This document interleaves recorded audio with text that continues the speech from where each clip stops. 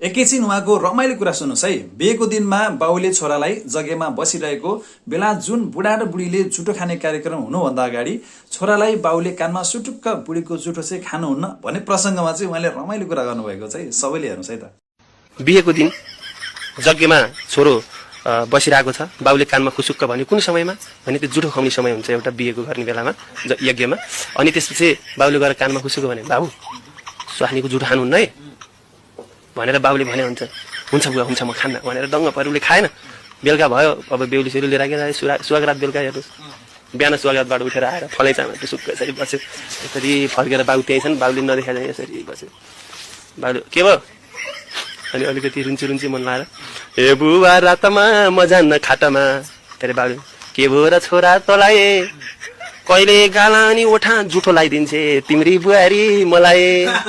अनि बाउले भन्छन् ए छोरा सहनु कतै नकहनु संसारको यही खोट तेरी आमा बुढी भएर पनि त छाड्दिनन् छाउर्या ओठ भनेर भन्दो रहेछ अरे बाउले। हेर्नु।